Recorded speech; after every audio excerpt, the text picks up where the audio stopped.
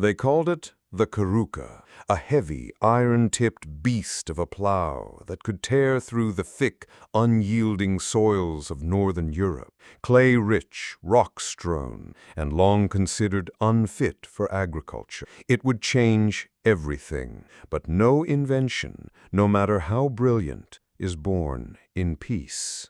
Before it came the hunger. The light wooden plows of the Roman world, aratra, had sufficed for the crumbly, sun-softened soils of the Mediterranean, but as the centuries dragged Europe into colder, darker times, the soil hardened, the old tools snapped. Families wandered from field to field, chasing fertility like ghosts. And when there was no more land to exploit, they looked north, into the forests, into the wet, frozen earth, into the unknown. But the earth there would not yield to weakness. It was during the 8th and 9th centuries, amid the chaos of collapsing empires and Viking raids, that the heavy plow appeared, its sharp coulter cut vertically into the ground, while a curved moldboard turned the soil over completely, exposing the damp underbelly to the sun. It allowed humans to dominate the land, or so it seemed. What it truly did was bind them to it. The Karuka was revolutionary, but expensive. Iron had to be smelted, wood shaped by skilled hands, oxen yoked in teams of 8. No single peasant could afford it, so they banded together. Smallholders pooled their resources and formed plow teams, the earliest whisper of communal farming. In theory, it was cooperation. In reality, it was necessity chained to desperation. If one man's ox died, the whole team starved. The plow demanded infrastructure, strip fields, open field systems, communal scheduling. Land was reorganized, not for freedom, but for efficiency. And those who couldn't keep pace, the old, the sick, the unlucky, fell away, often quietly, sometimes violently. In the Frankish heartlands, lords saw opportunity.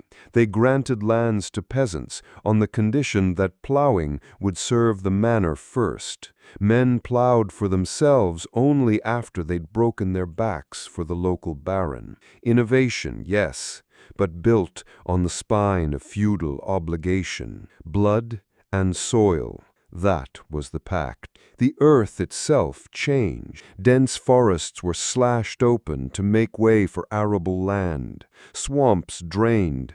Borders moved. The heavy plow didn't just till soil. It carved new maps, redrew the boundaries of kingdoms. Entire villages uprooted and relocated closer to fertile zones. Rivers were diverted. Roads built to serve grain carts. And behind it all, the grinding creak of wood and iron, pulled by beasts and broken men. It was not uncommon for oxen to collapse mid-furrow, ribs jutting through skin. They would be flayed on the spot, their hides used, their meat consumed before it rotted. A godsend, some said, a warning, others whispered. The plow was both savior and executioner. And when the harvests failed, as they did frequently, those same plows sat idle, like abandoned weapons after a lost war. Families dug through frozen furrows with bare hands, hoping for missed kernels. Children starved on land that had once promised bounty. Progress had arrived, but so had dependency. No plow, no grain, no life. Yet the tool endured. And so did the myth that mankind, through invention, had tamed nature. But in truth, the heavy plow did not liberate the peasant. It fused him, bone to mud, sweat to blade. The medieval farmer no longer wandered. He belonged to the field. The moment he took hold of the plow, he ceased to be a free man. He became soil. The three-field system. It seems brilliant at first, simple, Efficient. The land divided into 3 great fields, one for winter crops like wheat or rye, one for spring crops like barley, peas, or oats, and one left fallow to rest. Each year the fields would rotate, the soil would breathe, the harvests would increase, starvation would loosen its grip. But like many medieval miracles, the 3-field system offered salvation at a cost. This was not a small farmer's choice. It was an obligation woven into the bones of rural life. Land was not parceled into neat private squares. Instead, it sprawled in great open fields, divided into countless long, thin strips. Each peasant held dozens of these strips, not clustered together, but scattered across the fields like a puzzle only the Lord understood. It ensured fairness, yes, but more importantly, it ensured dependence. A man could not farm alone. To plow or plant or harvest, he had to act in step with every other soul tied to the same land. If one man delayed, the field suffered. If one man prospered, the others whispered. Privacy was gone, autonomy a myth. The land was open, and so were your failures. Each decision, when to sow, when to reap, when to rest the soil, was decided communally, but in practice the Lord had the final say, and what was fallow to the manor might mean famine to the family. The unused field mocked hungry children. Peasants weren't allowed to plant on the resting land. It was left to grow wild, untouchable. To disobey meant punishment, fines, confiscation, sometimes worse. So they waited and hoped the rotation would be enough. In good years it was. Surpluses appeared, grain bins filled, the village feasted on thick bread and porridge. But in bad years, and there were many, the fallow field became a symbol of cruelty. A third of the land forbidden, a third of your hope locked behind tradition and hierarchy. And there was something else the system preserved: class. The open fields demanded cooperation, but only among those already bound. The lords did not share in the labor. They owned the mill, the oven, the storage barn, and so the very innovation that boosted yields also tightened chains.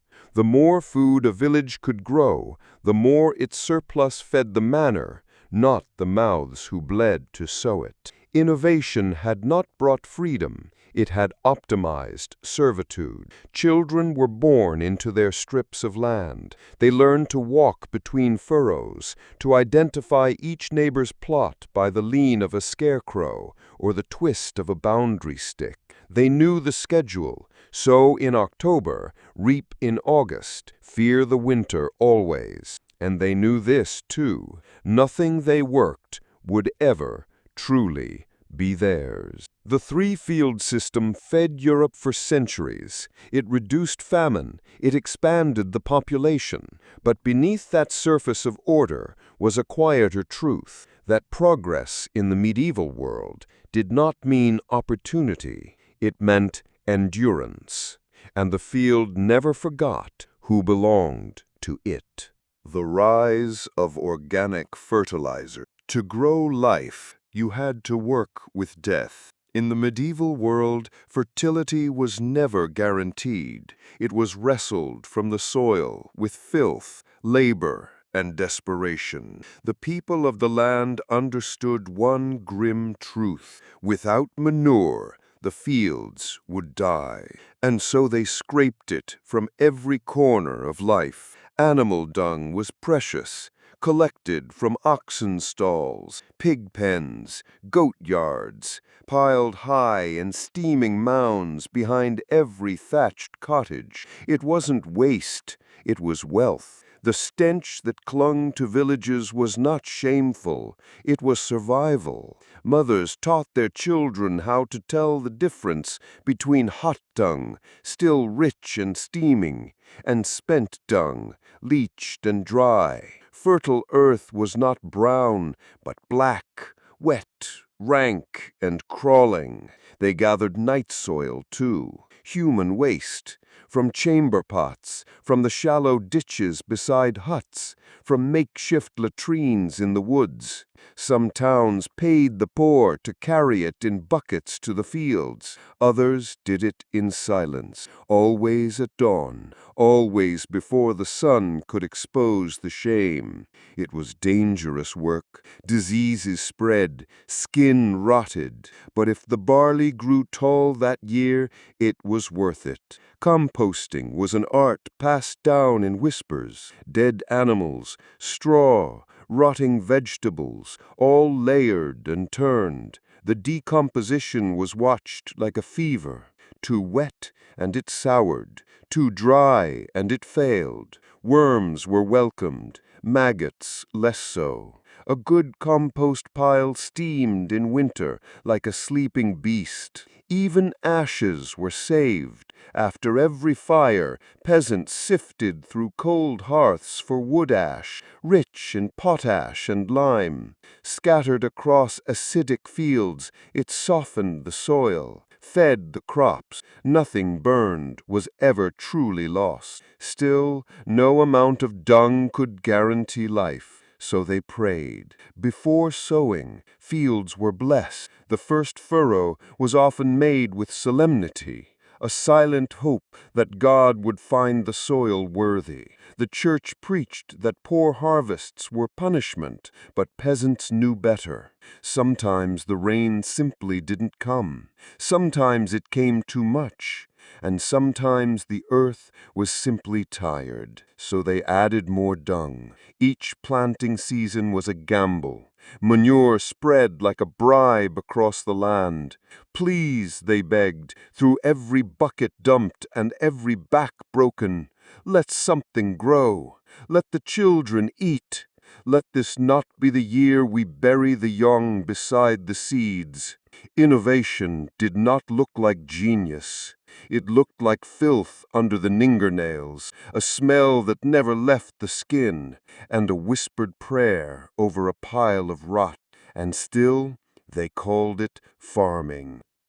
Medieval drainage and irrigation. Water was life until it wasn't. In the medieval countryside, too little water meant drought and dust.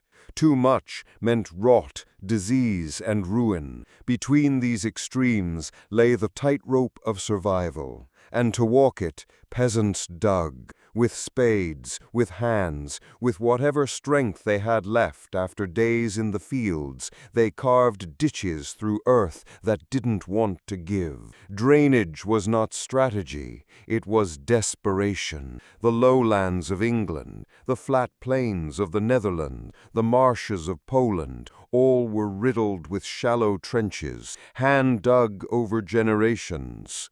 They weren't just features of the landscape, they were the landscape. Water had to be guided, coaxed, and sometimes threatened into obedience. Ditches carried it away from fields swollen with rain. Banks were built to hold back streams that could turn feral overnight. If a ditch collapsed, so did the harvest. But ditches weren't only for draining. In drier lands, the story reversed. In the sun-scorched corners of Castile or southern Italy, peasants begged the water to come. They carved irrigation canals from rivers that barely flowed, channeled melted snow from distant hills, and dug cisterns to catch every drop of rain. Whole families worked for days just to build a trench that might feed a single barley field. In both cases, flood or thirst, the message was the same. The land was indifferent, and survival was not given. Monasteries became early masters of water control. Cloistered monks, trained in Roman engineering, redirected rivers to irrigate monastery gardens or power grain mills. But where the monks succeeded, the peasants followed, or tried to. Without maps, without resources, they mimicked what they saw. crude wooden sluice gates, stone-lined channels, hollowed-out logs used as aqueducts. Trial and error ruled all. If the water flowed too fast, it eroded the field. Too slow, and it stagnated, breeding mosquitoes, fever, and death. Sometimes the water fought back. Storms washed away months of labor in a night. Dams burst, fields flooded, bodies were found face down in the channels they dug. Children drowned chasing ducks into irrigation pools. Rats nested in the ditch walls, spreading plague. But the digging never stopped. In the fenlands of East Anglia, men stood knee-deep in black mud, draining bogs that had swallowed travelers for centuries. Their reward? More land, but cursed land, locals whispered. Ghosts of drowned souls lived in those waters. No man dug alone after dusk, and yet they continued, because they had to. Water was a god no one trusted. It blessed and betrayed with equal ease. And for the medieval farmer, every trench cut through the earth was a silent bargain. We will shape you if you do not kill us. By the 13th century, Europe's fields had become a web of veins, water carried like blood through artificial arteries. Progress, yes, but what no one said aloud was that these veins often ran red. For every bushel of wheat, a body had worked the ditch. Some never came back out. They rose before the sun. The fields were silent then, dark and heavy with dew. Shadows stretched across the ripened grain, still uncut, still trembling in the wind. The harvest season had begun, and with it the most unforgiving race of the year. Not against time, but against death. The scythe was no tool. It was a sentence. A long, curved blade, affixed to a wooden shaft, wielded with practiced rhythm and silent dread. One wrong motion could slice open a thigh, sever tendons, leave a man crippled and useless to his family. There were no spare hands in a peasant household. Every body counted. Every body was fragile. They worked in lines, shoulder to shoulder, sweeping the blades low across the stalks. Each stroke had to be clean, efficient. The stronger men led, the weaker ones fell behind. Children followed, gathering the bundles with sore red fingers. Even the old were called to the fields, to sort, to stack, to pray, because a late harvest meant ruin. If the grain stayed in the field too long, rain could spoil it. A single storm could blacken the wheat heads, turn food into rot. If the scythe moved too slowly, the year's labor might die in the soil. So they pushed themselves, through heat, through blisters, through bleeding palms wrapped in rags that turned stiff with dried blood. There were no breaks, only collapses. Midday brought a moment of bitter bread and warm ale, consumed on the ground with eyes still fixed on the stalks. Every hour lost was grain lost. Every delay whispered one word: winter. The rhythm of the scythe became hypnotic, a hush, a sweep, a thump. Some said it sang, others said it whispered, and some, years later, could still hear it in their sleep. It wasn't just the body that suffered. It was the mind, the pressure, the stakes, the exhaustion, all eroded thought. The harvest reduced men to instruments. They swung, they gathered, they moved, and when night came, they collapsed on dirt floors, too tired to dream. But dream they did, of mildew in the grain, of children coughing, of hunger's slow, familiar return. Harvest was supposed to be celebration, a season of abundance. But in the medieval world, it was a tightrope walk along the edge of despair. One slip, and the whole village felt it, and the scythe kept whispering. Windmills and grain control. The wind was free, but the grain was not. By the 12th century, windmills began to rise on the ridges and plains of Europe, strange wooden giants with creaking limbs and hollow hearts. To the starving, they looked like salvation. A single mill could grind enough grain to feed 100 mouths. But these machines didn't belong to the people. They belonged to the lords. And the wind, they quickly learned, could be owned. Before windmills, grinding was back-breaking. Grain was crushed by hand with stones, in crude mortars or small quern mills, often worked by women and children until their joints swelled and bones twisted from repetition. It was slow, painful, inefficient. Wind power changed everything, but not for the better. Manorial law gave lords a cruel right, banalités. It meant peasants were banned from using their own mills. They were required by law to bring their grain to the lord's windmill. There they would wait in long, dusty lines, sacks on their backs, hope in their hands. And when it was finally their turn, the miller took his share, not just for the milling, but as a toll, a tax on survival. Some millers were honest, most were not. They skimmed flour, they underweighed sacks, they added chalk, sand, bark, anything to bulk up the product. Complaints meant nothing.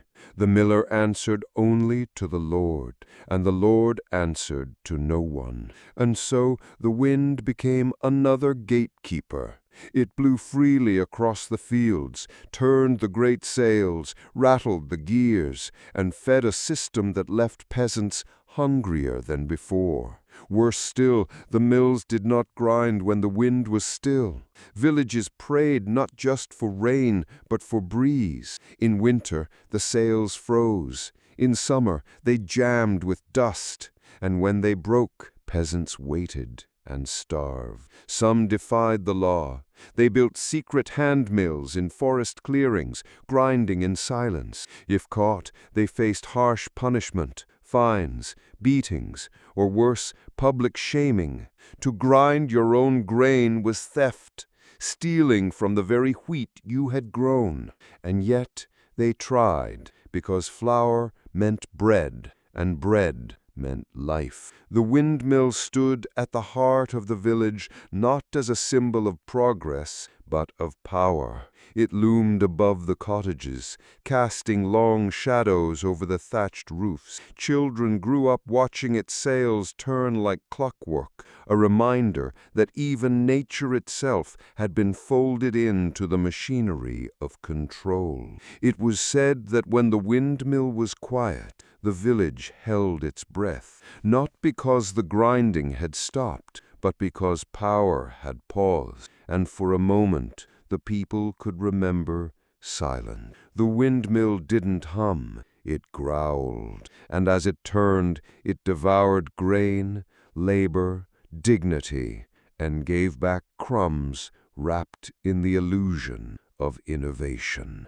Oxen, yoke, and silent suffering, before steam, before coal, before the gear and piston, there was the ox, slow, stubborn, strong beyond comprehension. The ox was the medieval farmer's engine, and it came at a price far beyond coin. These animals were not machines. They bled, they broke, and they remembered. Every village had its team, 2, 4, sometimes 8 oxen yoked together, dragging the heavy plow through soil that no man could move alone. Their breath steamed in the morning frost. Their hooves sank deep into mud. Each step forward was earned with a whip crack or a word, and every backward glance from those wide, glassy eyes carried a strange, unbearable weight. The ox was more valuable than the farmer who drove it. To lose one was not inconvenience. It was collapse. A family might own only a quarter of a single ox, pooling with neighbors to form a full team. When one died, debts rippled across the village like a disease. Some tried to replace them with donkeys or with human labor. The results were heartbreaking. And yet the oxen suffered in silence. Their bodies bore the signs: raw necks from the yoke, ribs poking through hide, legs swelling from overwork. Veterinary care was a luxury. Rest was rare. They ate what the people could spare, and sometimes nothing at all. In famine years, they were slaughtered to save the humans. Peasants wept while doing it, not out of sentiment, but because they knew what it meant. The next spring, they would face the fields alone. To the medieval mind, the ox was sacred and cursed. It was both salvation and servitude. Children were taught to speak softly to them. Some households whispered blessings when hitching them to the plow. Others simply avoided eye contact, ashamed. And in winter, when the yoke was stored away and the beasts were allowed to rest if they survived, the fields seemed oddly quiet, not peaceful, just paused, because everyone knew, come spring, the cycle began again. The yoke returned. The oxen lowered their heads, and the soil would once again be carved open by the same relentless, aching partnership. Man and beast lashed together by hunger and hope. Innovation had not yet mechanized the body. It had only shared its burden with another. Grain storage and the fear of rot. The harvest was only the beginning. What followed was more delicate, more dangerous. If gathering the grain was labor, keeping it was war. A quiet, invisible battle waged against moisture, mold, rats, and time. In the medieval world, grain was not food. It was currency, seed, survival, and power. Each kernel represented a decision. Do we grind this into flour? Do we save it for planting? Do we trade it? Or do we hold it back just in case next year fails? Every wrong answer was a death sentence. After harvest, grain had to be dried. Too fast, and it cracked. Too slow, and it spoiled. Families laid out sheaths under sun and smoke, turning them constantly, praying the rains wouldn't return early. A sudden storm could ruin everything. They had no chemical preservatives, no refrigeration, just instinct, guesswork, and luck. Once dry, the grain was threshed, beaten with flails, separating the seeds from the husks. The chaff was tossed into the air, the wind carrying it away. But even this ritual, brutal, dusty, endless, brought no safety, because the real terror came once the grain was hidden away. Granaries were dark and sacred spaces, often built on stilts to keep out water, rats, and thieves. They stood like silent watchtowers on the edges of villages. Inside, the air was thick, with dust, with hope, with dread. Every sack placed inside was a wager, every creak of the beams a warning, because rot came quietly. A single damp corner could infect the entire store. A mold could render flour poisonous. A rat nest could consume more than a family. And always there was theft, sometimes by strangers, more often by neighbors. Hunger made honest men into ghosts. Some tried to protect their stores with garlic, with smoke, with salt. Others prayed. A few resorted to superstition, hanging charms above the doors, whispering warnings to intruders visible and unseen. And still spoilage came. The grain sweated in its sacks. Weevils multiplied, mice gnawed through the seams, and if the stores failed, people followed. Winter meant waiting, spring meant hunger. The grain had to last not just until the next harvest, but through famine, through disease, through war and levy and tithe. The nobility demanded their share. The church took its tenth. What remained was rationed, crumb by crumb. And when the bread ran out, the blood began to flow. Some starved, others rioted. In towns and villages across Europe, grain riots erupted when prices soared, when hoarding was suspected, when people saw their children dying while the Lord's granaries remained locked. Bread was not just food, it was control, and rot was not just decay, it was betrayal. The grain stores did not just hold sustenance, they held the line between civilization and collapse.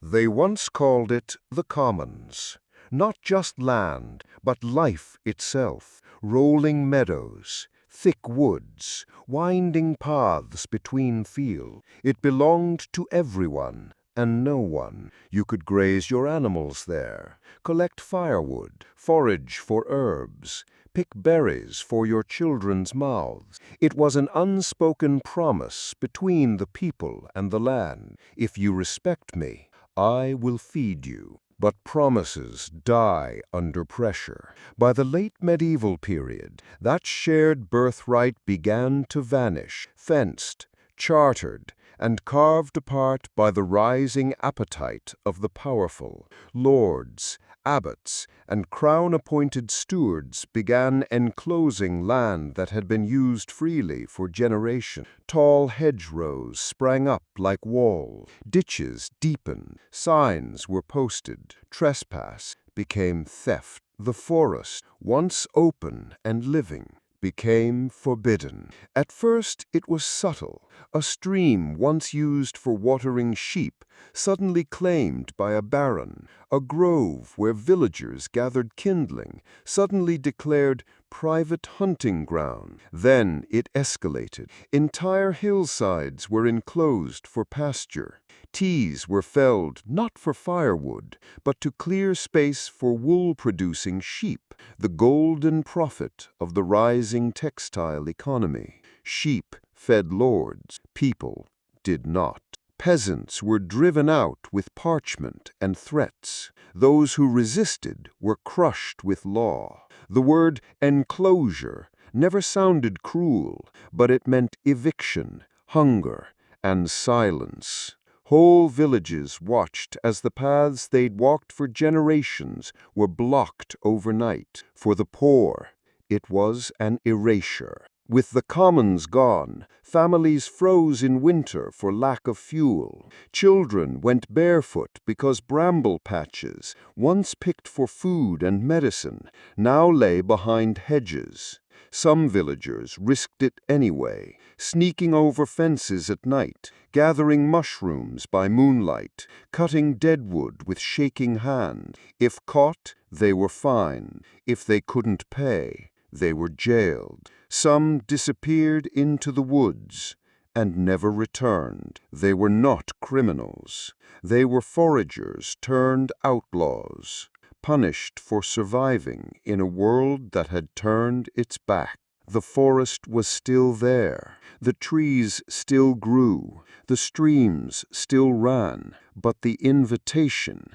was gone. The land, once open like a mother's arms, now turned its face away, and the people learned what was shared could be stolen, and no one would stop it.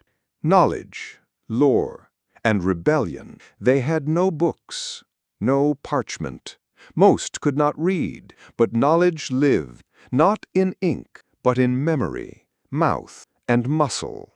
In the medieval village, the greatest wisdom was passed not from scholars, but from soil-stained hands to the next, and every seed carried a secret.